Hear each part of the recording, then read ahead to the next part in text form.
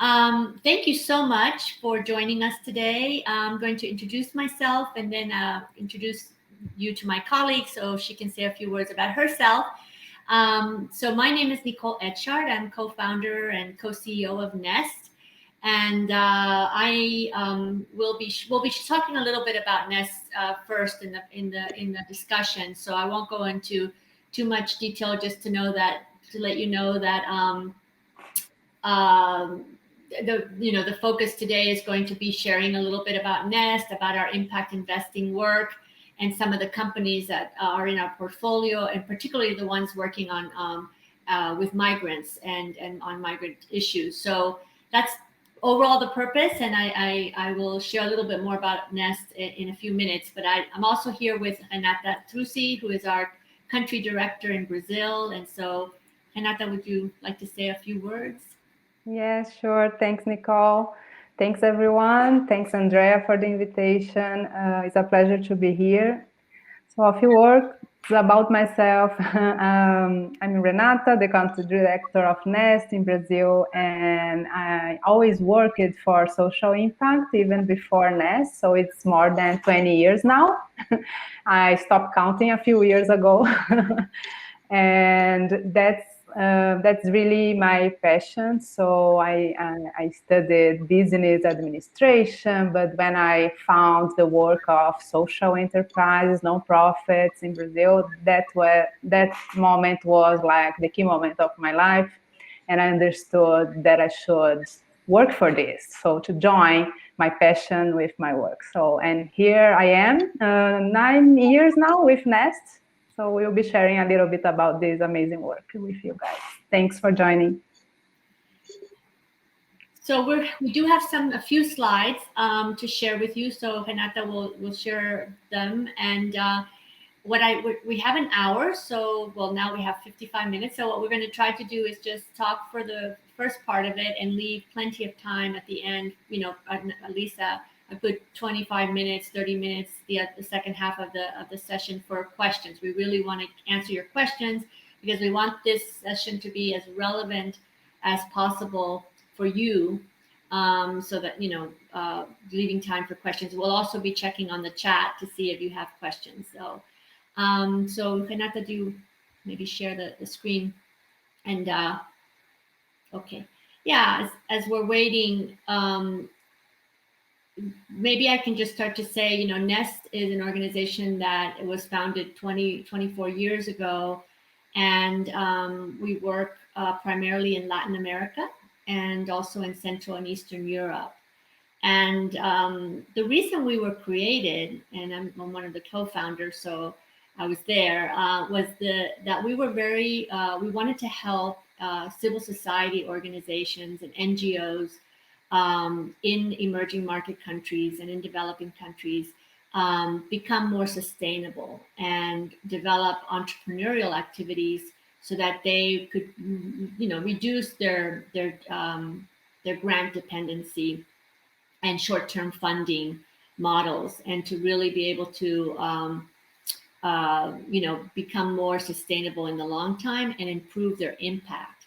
And that's how we started. And I mentioned that because I know a lot of the grantees and partners of Hispanics in philanthropy are organizations like yourselves that are very interested to know how to maybe initiate social entrepreneur activities, or you already have something running, but would you like to know how to grow it?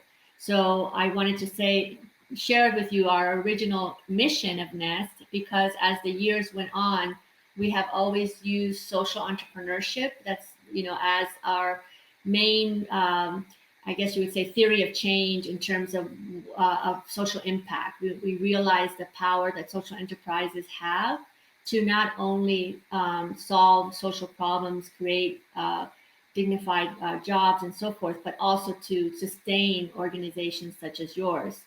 So,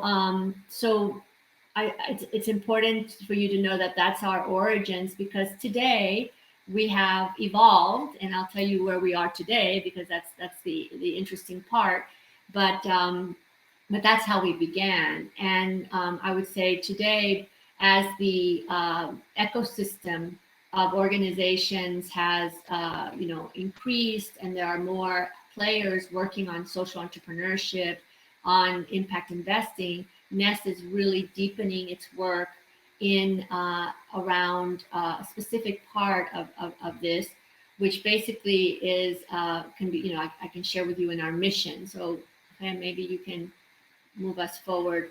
Um, so basically, who is Nest today? Nest is an organization that invests in enterprises that create quality jobs for underserved communities while sustaining the planet. So all of the organizations, social enterprises that Nest supports in the countries where we work are all somehow creating very good jobs for underserved people, so vulnerable communities, at-risk youth, women, people with disabilities, ethnic minorities, and people who small producers and so forth, and also of course migrants. So our companies are purposefully providing quality jobs for those communities, but they're also sustaining the planet, which means that they're all have are environmentally uh, sustainable organizations that are trying to implement best practices of sustainability and environmental sustainability. How do we do our work? Well, mainly we have two big areas of work.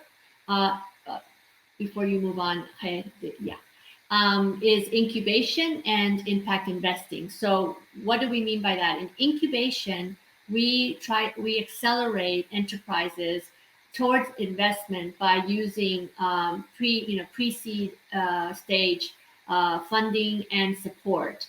And what we mean by that is we help companies that are early stage. So companies that are, maybe have a year old or 2 years old, they have small teams, they have a product or a service, and they're starting to grow, but they still have not taken investment. They still have not been able to access investment. And so we help those pre-seed stage companies. And our incubation portfolio is about 30 companies that are working in different areas. Many of them are working in sustainable agriculture. Others are working in ethical fashion. Others are digital economy. And we have quite a number of them also working in the Oreca area, restaurants and cafes and so forth. So it's a diverse portfolio and having quite a bit of impact. But a few years ago, as we were working with these companies and we needed to provide capital, we were looking for co-investors to invest in these enterprises. And unfortunately, we didn't find very many that were investing in early stage companies. So we decided to create our own investment fund. So that's the other side of Nest, which is the impact investing side, which is basically seed capital, debt capital that we provide, patient loans, $50,000 to $500,000 loans for companies that already have, some higher levels of sales, larger teams, a little bit more mature. But they still need a lot of support, and they still need business services and technical assistance and so forth. So in incubation and in impact investing, in both areas of work, Nest provides business services through our local teams as well as through mentors that we leverage. And I'll tell you a little bit more about our methodology and how we work. Now, how do we scale our work? We're trying to scale our work. I mean, we have, by the end of this year, Nest will have about 50 companies in our portfolio, but we have different focus areas that we're focusing on that are helping us to scale our work. So maybe we can move to the next slide. These focus areas are first and foremost, we're working and doing quite a bit around climate change. And this takes us into working with companies that are, many of them are in the Amazon. They're working in reforestation, land regeneration, trying to save the forests and providing alternative livelihoods for low-income communities that are living in the forest in the Amazon. So this is an area that we work with several conservation organizations, and we work closely with the communities and with the entrepreneurs to provide alternative income streams. So it could be in biodiversity products, it could be in non-timber, products, some of the key value chains of the Amazon. But all of what I said before, all of our companies to a certain degree are also sustainable. And so I would say that climate change is a big part of Ness's work. And here, one of our companies, for example, is Green Box. They're a company that's in the Peruvian Amazon, and they are working with farmers in the Amazon to process and give value to local fruits that are being grown. And these value added products are being sold to the US and European markets. And they are employing, 90% of their employees in their plant are women. And they provide them with dignified wages and contracts and daycare center and so forth for the women. And then they also work with farmers, about 400 farmers, of which over half of them are also women. So they're a very high impact company, providing jobs and sustaining the environment.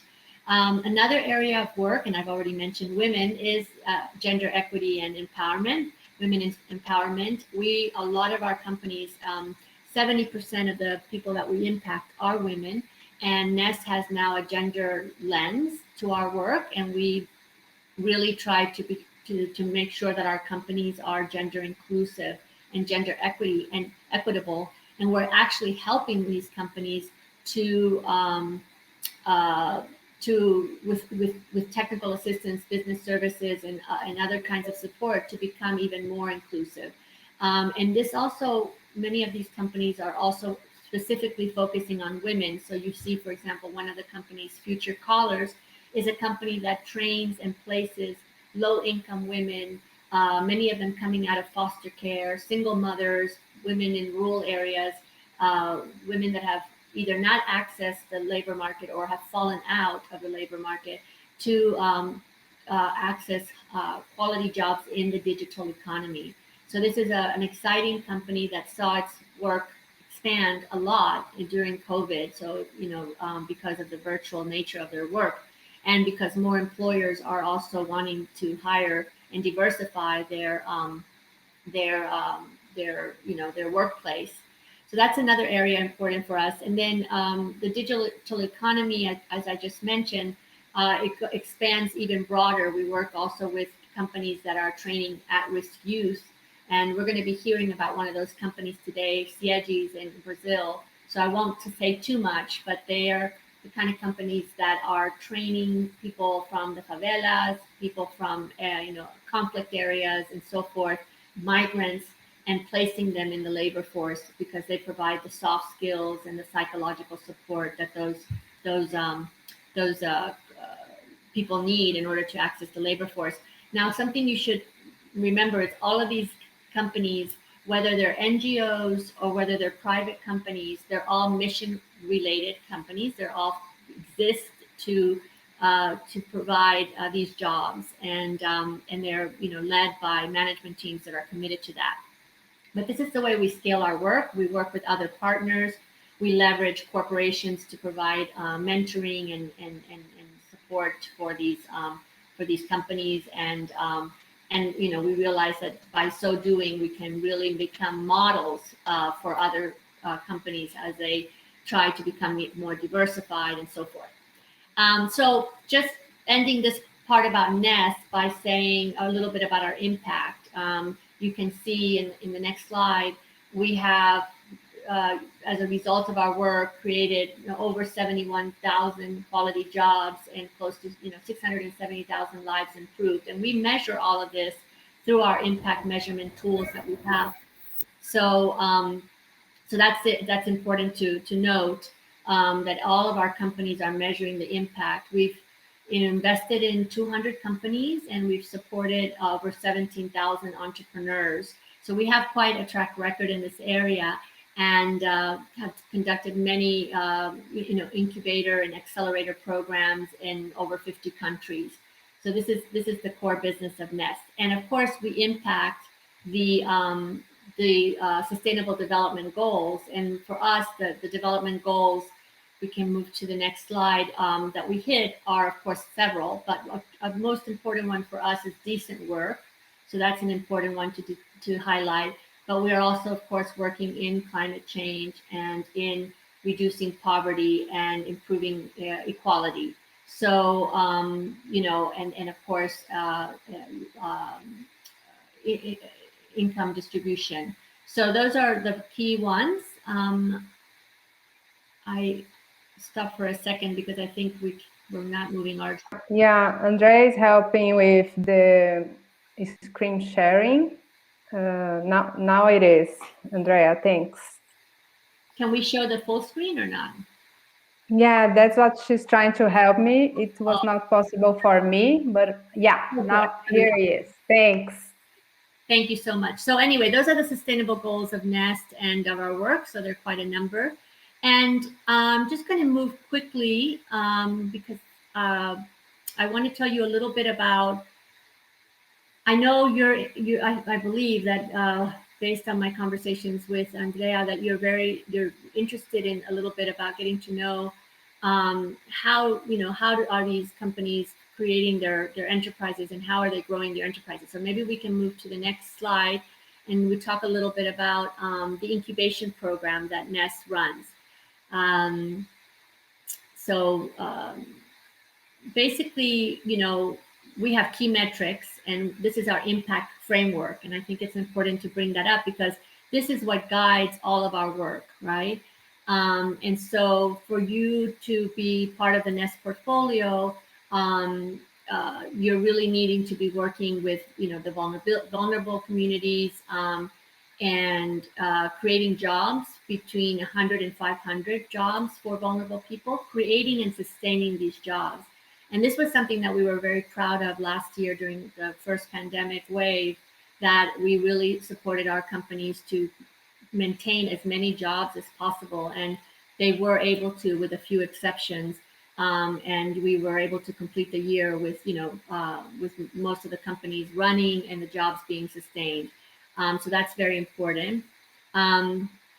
We want to help people, enterprises increase the income of their employees from 25 to 50% in the medium term. So it's important that all of the companies that we're working with are paying people livable wages, and they're also moving toward increasing those wages and contributing to the family household. And also with contracts, so formal contracts. And not all of our companies have formal contracts yet, but they're moving in that direction. Also, of course, the gender dimension that I mentioned is very important. We're not working only with women-led social enterprises, but we do want companies to be gender inclusive. And we have of bringing in women into management and having, sexual harassment policies and workplace safety policies and so forth. And in terms of additionality, what we mean by that is the companies need to have their, need our support. So we bring addition to their work. We bring a value add, whether financial, and also through our business services. So that's very important, and that's our impact framework. In terms of the profiles, I want to say that it's in the next slide. It's broader. It's not just direct employment. So if you look there, in terms of the impact models, we actually work with companies that create jobs directly for people, and they actually employ them, and they give them a contract. But we also work with companies that train and place vulnerable communities, and those companies often have bigger scaling potential, right? Because they're training and placing these people. And we also work with supplier and distributor models, which means that they're buying products from these communities, from low-income communities. So and those are able to reach 500, 1,000, much higher numbers in the value chain. So those are the profiles that we're working with. And then a little bit about our methodology, because I think that's really important in the next slide. And I'm going to focus a little bit more on incubation, because I think most of you will probably be more interested in that area.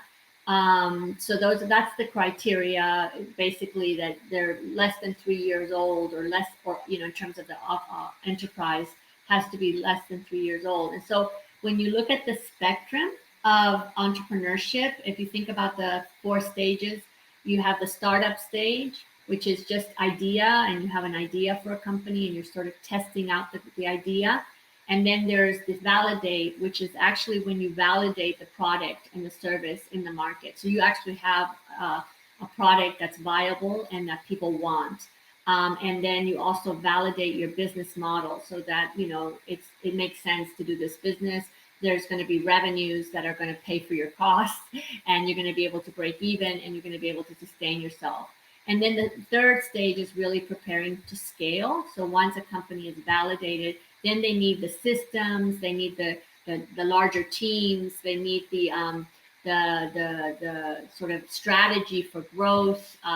They need a marketing strategy, a sales strategy that's broader. They need much more controls on their finances, and they need to have a lot of actual partners and alliances in order to get to that next level. And then scaling is once they're really reaching to new markets, new geographies, franchising, replicating the model. So those are the 4 stages. So it's important to first figure out what stage you're in. And Ness actually has a tool that you can take on our website. It's a talent tool that will let you figure out where you are in the 4 stages of enterprise development. So something just to note. And then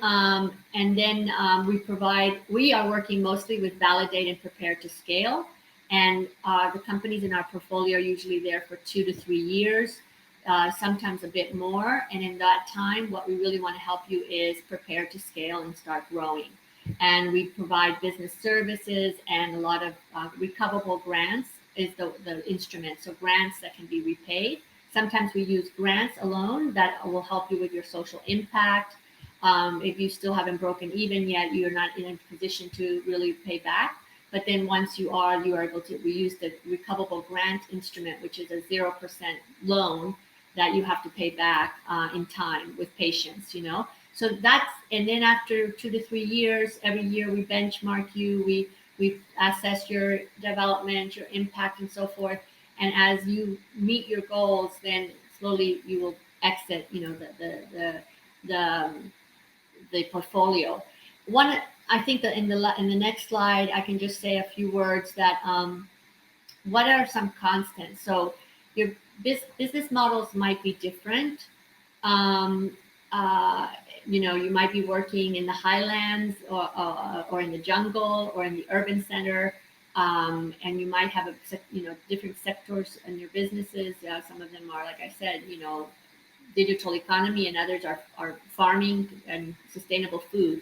But the constants in all of these, after many years of working with social enterprises, are the management team that is curious and humble to grow, meaning they're willing to be open and want to learn and to grow. And they are always, strengthening themselves and their competencies and building their teams. I think another is laser focused on serving their customers. So customers are the most important thing. You want to survey them, you want to hear them, you want to know what they need, and so forth. And also very, very focused on protecting their employees and keeping them happy and satisfied. So that's key. And of course, driving sales, because no business will succeed without it. So the business and sales, hungry to drive sales, is really important in these businesses. Also, I think I mentioned forward looking. So, don't get stuck in something, but, do things right, but then also be forward looking and sort of know. And that's why last year during COVID, we found that many of the entrepreneurs were so resilient because they already have the tools to be focused and forward looking and are able to react to crisis situations in ways that maybe others cannot. And we were amazed at how the companies were able to pivot and still continue to provide services and products and kind of reinvent themselves. So being forward looking and then using resources wisely, because we know there's not a lot of resources. So we like it when companies are careful with the funding that Nest provides and leverage other funding. We help them leverage other funding, but they're also using the funding in a wise way that's going to help them grow. And then the impact measurement side is key, and commitment to that, and really wanting to know and understand your impact. So those are the non-negotiables of a successful enterprise. And so in the next few minutes, I want to hand it over to Renata, and she's going to share with you some examples of companies that she's working with in Brazil, and some of them also with their work with migrants. So, Rhea, do you want to begin? Yes. Can you hear me? Yeah. So I will present you some examples of all of these that Nicole just shared. So we have two social enterprises in Brazil that are in our incubation portfolio. And they achieved in our selection all that points that Nicole mentioned, and we are improving some of these points while they are in incubation. So one of them is Coletivo Aprendiz Ciedes. They joined our portfolio in 2018, the end of this year. So actually now they are starting year 3 with Nest. And what they do, actually Ciedes is the NGO behind the business unit Coletivo Aprendiz Ciedes. This business unit we launched together, so they applied to Nest, they got the investment, and we are working with very close to the team since then. So the social enterprise is training long-term youth for employment, for long-term employment. That's the goal, right?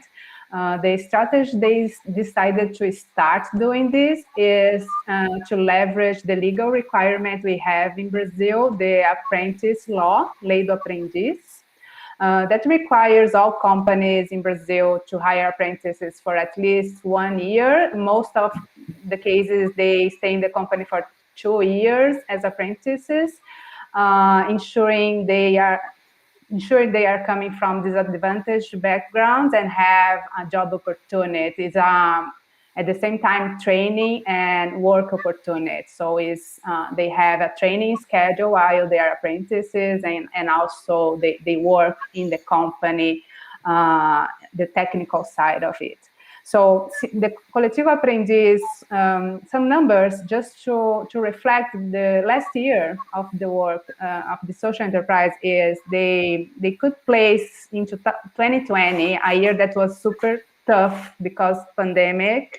And by the way, their numbers decreased a bit last year, but they could place more than 1,000 youth last year in companies in these apprentice job opportunities. Now, for the future, by the way, we are working on how to guarantee that these apprenticeship opportunities become long-term opportunities. From last year, 54% of the people placed, they were women, young girls or young women, and 25% of them, they were previously incarcerated. So Coletivo Aprendiz Ciedes works with many layers of excluded communities. Some are from low-income communities, some are migrants, some were incarcerated. So just to reflect the profile of their beneficiary. In case of the work of Coletivo Aprendiz in Nest portfolio, what we did so far in the last 2 to 3 years, we invested $75,000, this combining financial investment and technical investment, our mentorship, our capacity building is all together here. We invested to launch the business unit, to develop a new curriculum. One is hospitality. We had at that point, we had studied the hospitality industry as a great industry to be a first job opportunity for the youth. And CIEDES had not this industry in their curriculum yet, so they added because of our partnership, and now they have some youth being included in the hospitality. And we also helped in marketing. This is just the initial years, right? So along the years, we are continually providing business mentoring, helping on the business model. We need to do some adjustments, and marketing sales again. And we are always also, the key part of our incubation work is definitely the impact measurement. Most of the cases they don't have the practice in place to measure impact. Some of them, they have this in place, but we help them to improve, to have better metrics, to have a better measurement system. And also on the client side, we help them with customer feedback, and we are still helping them to become investment readiness, and some work on branding. This thinking about the future of them in the industry. We can move to the next example. We have some similarities. This is a newer enterprise. They are just finishing year one with us, Instituto Aliança Empregos, but similar to CIEDES, Instituto Aliança here is the NGO, and Instituto Aliança Empregos is the business unit we are helping them to launch. Since the end of 2018, we met this social enterprise, but we started to develop the business idea that was finally launched last year. But the marketing and branding and the final product, that is a placement platform, will be launched now in May 2021, and is which is, by the way, was expected. So they are on schedule, and we are very happy with the results so far. So what we are doing together is to invest in a HR tech platform, right? So they were, before Nest, they were an NGO, very successful, delivering trainings for low-income youth, very similar to CIEDES. By the way, CIEDES is in Rio de Janeiro, and in some other cities from the southeast region in Brazil. And Instituto Aliança Empregos, they are in the northeast region of the country, but they also working in several cities of Brazil.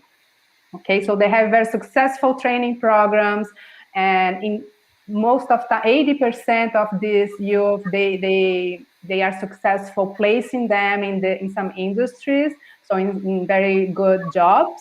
But they want to really go beyond this. They want to really bring more technology to the current model. Before the pandemic was the idea, and during the pandemic, this was a little bit accelerated. So what they were doing in terms of training is now online, and what they are doing in terms of recruitment and selection is also now online, and we are helping them to launch this platform.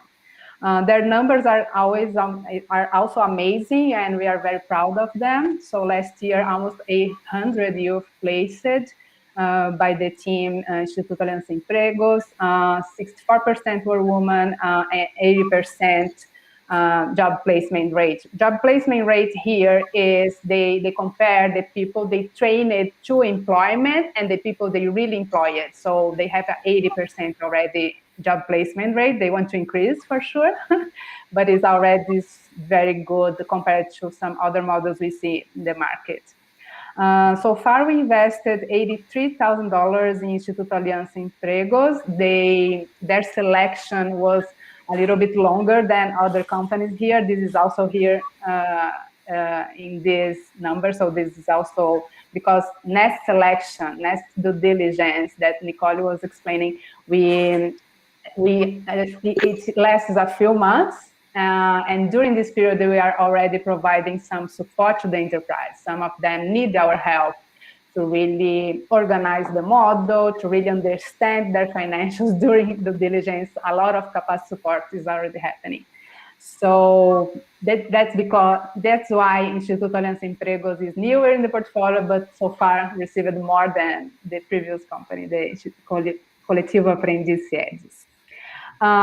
We can move to the next, and we will, in a few seconds, we will open for questions. We wanted to bring here the case of these two companies in Brazil, Coletivo Aprendiz Siedes and Instituto Aliança Empregos, because they are both also working with migrants. So among their beneficiaries, among the people they work with, they have a certain number of migrants.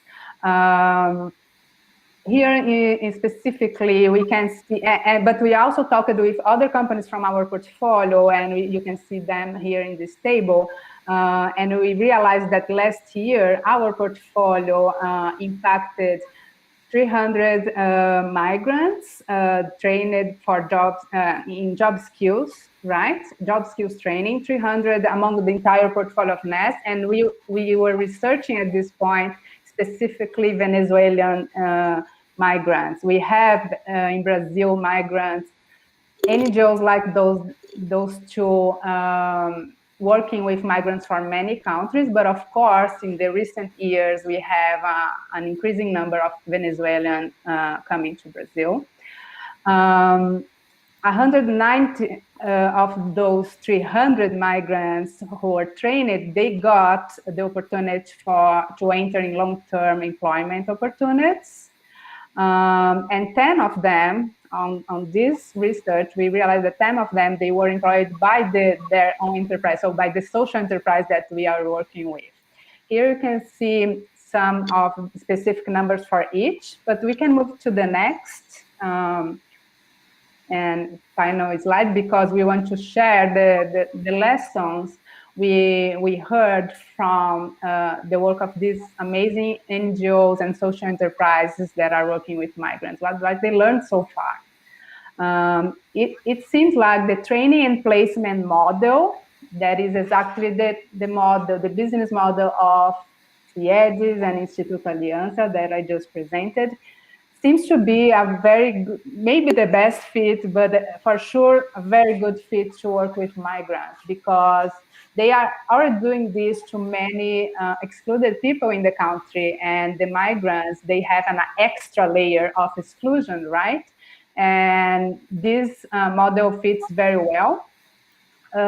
They also learned that the educational program is not different from the programs they are already running in their social enterprises, although the costs might be higher, because the migrants communities they are working with, most of times they need, they represent additional challenges, they bring additional challenges like language. In terms of Brazil, if we are talking about Venezuelan migrants, they speak Spanish, and in Brazil we speak Portuguese. So this is one extra challenge that we find. They also usually need humanitarian funds to begin, even to have something to eat while they are studying or being trained for these social enterprises. Technology and internet access is needed, especially when most of these models become online, for example, during the pandemic. This is a common challenge for the beneficiaries that those two social enterprises are already working, so they have the solution already, but it's even more significant for migrants. They also reported to us some need on supporting in mental health and housing, and maybe some other topics. Those are the most common ones that we heard from the survey. So with these additional challenges, we see that, okay, the training and placement models are ideal for these beneficiaries, migrants, but this for the social enterprise will be more costly, and also will probably take more time to deliver the same results. But it's definitely the way to go, right? They also reported that the initial salaries for this specific public, they they are a little over the minimum wage, even if the Venezuelan are have a higher profile. They were working sometimes in other positions in their countries, but when they come here and they migrate, they will definitely be more close to, let's say, first job opportunities again, but to start. So this is all lessons learned from our portfolio while working with migrants. That was the idea to share with you, and we are open, and will be a pleasure to share some other thoughts.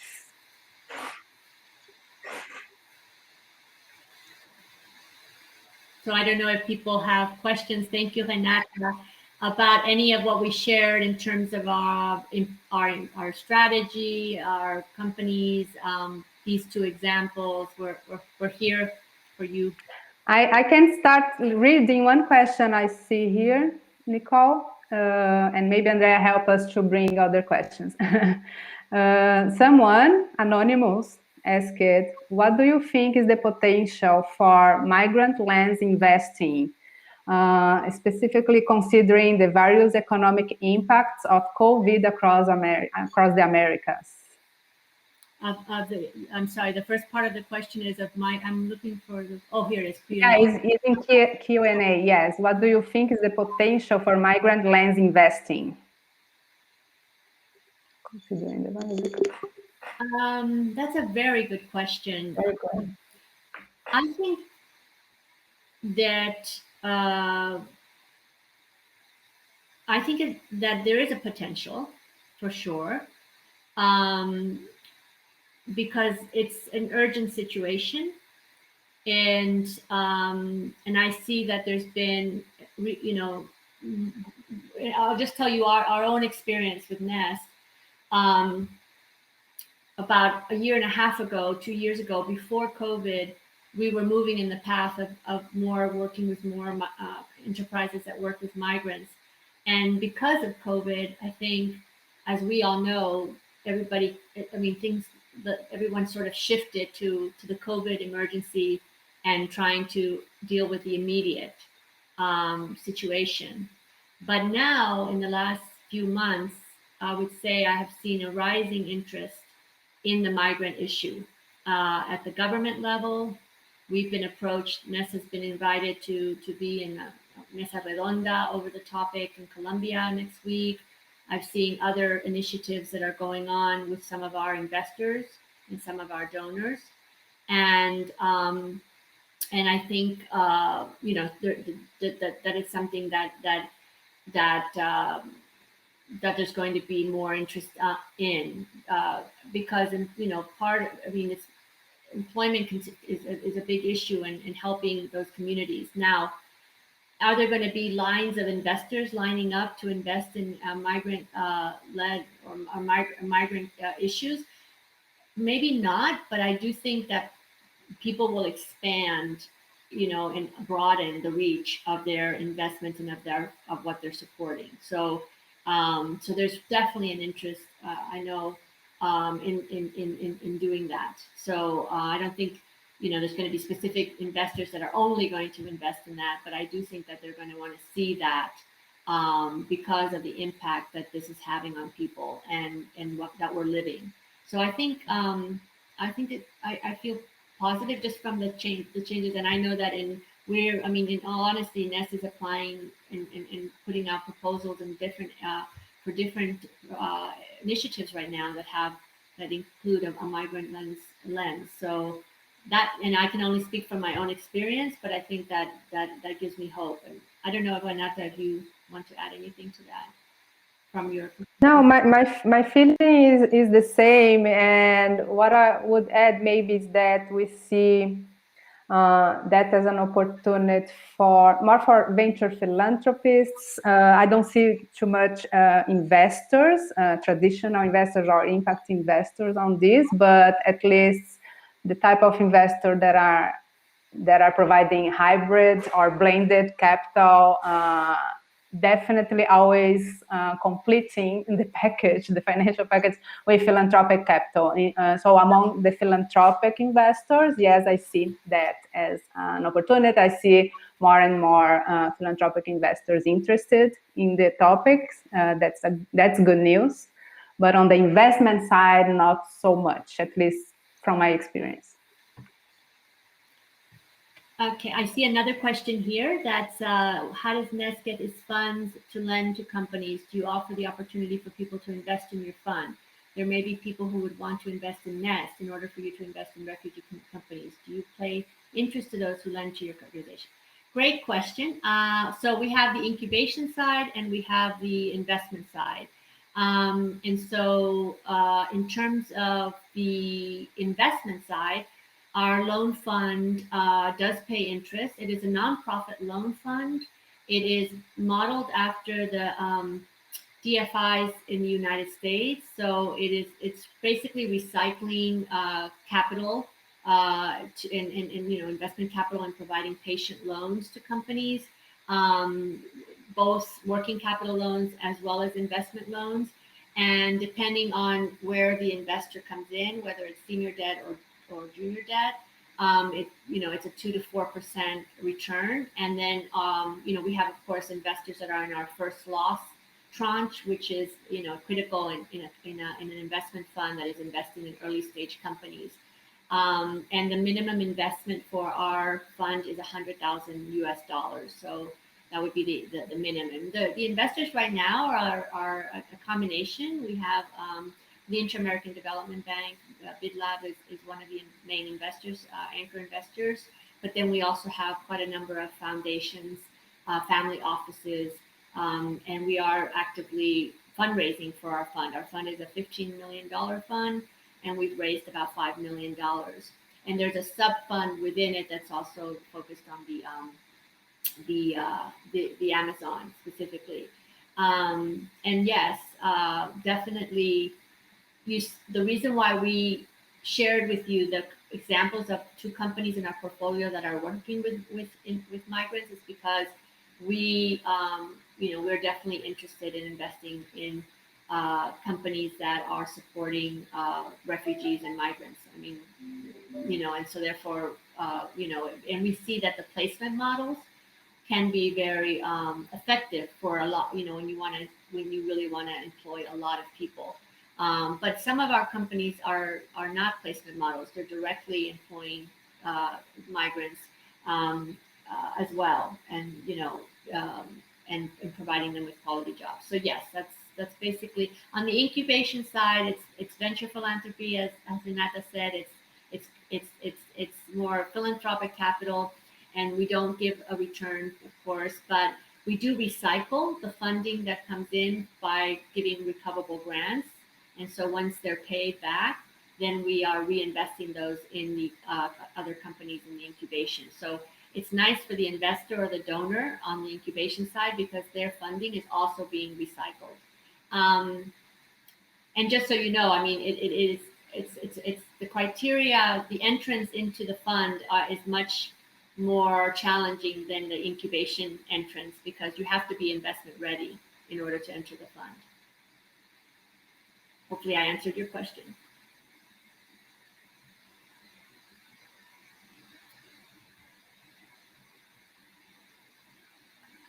I don't see more questions. Maybe Andrea have some more? Yeah.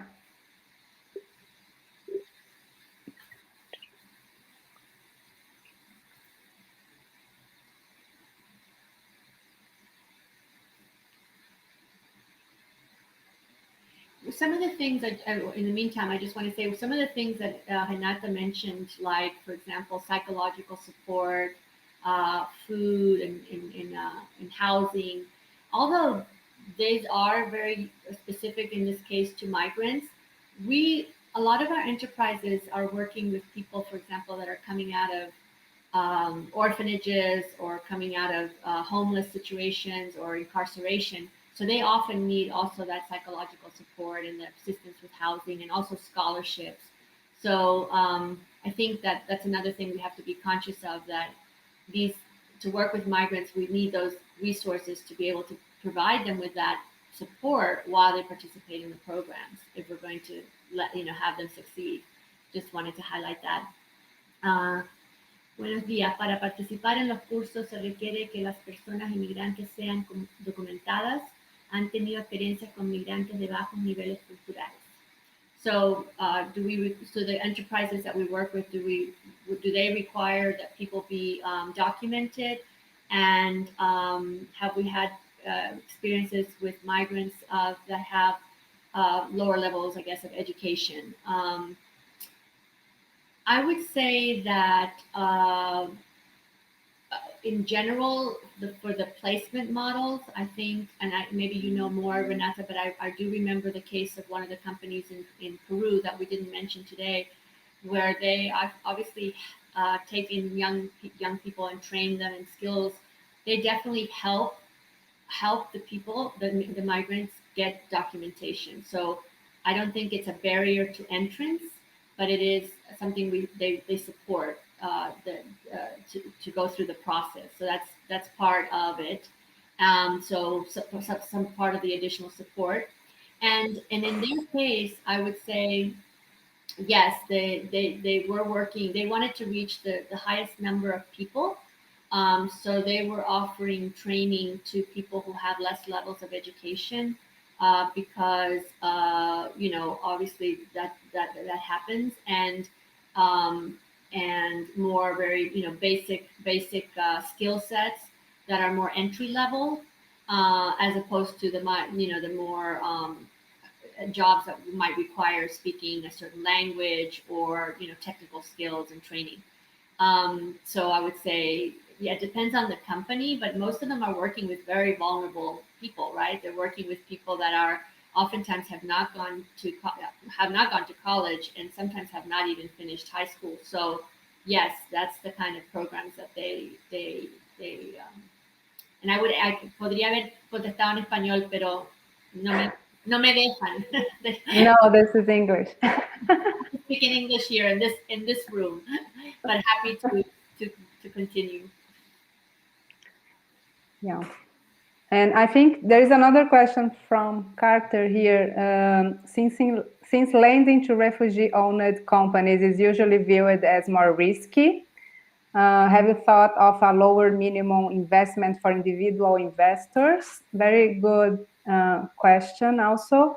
I think from the two programs that Nicole presented, our incubation program, that is philanthropic money, venture philanthropy, and our fund, loan fund. Among those two, the refugee-owned companies would have a better fit with our incubation program. So basically, we are assessing philanthropic capital to help them, to help refugee-owned companies. We don't have in the portfolio, I think, I don't know, Nicole, if I'm saying that wrong. I don't remember if you have a refugee company in the portfolio, but we have those examples we just shared. So companies in the portfolio working with migrants, but not exactly entrepreneurship. Some of them, CIEDs that are presented, they also help some refugees with entrepreneurship, not only placements, but they are not necessarily refugee owned. But what I want to say is that probably the best fit is philanthropic capital for these companies, because for sure it will be seen as more risky from investors. Yeah, By investors. I agree. I agree with that, and I think right now I'm thinking about our loan fund, and we do have some companies in the pipeline of the loan fund that are employing or could potentially employ migrants. I'm thinking of one is a very responsible call center that actually trains women, and some of them are migrants, to work from home and in a very and pays them very well. It's a very good model, and we're doing some due diligence on it. Whether I agree with Renata, but whether we would be able to take a smaller minimum investment in the loan fund, I think something we can discuss, with our fund manager. Uh, the one thing, of course, that you probably realize is the cost involved for us, right, of the smaller amounts. But I think it's everything is worth a conversation. So I'm happy to discuss this and also introduce you to our fund manager because that could be a potential.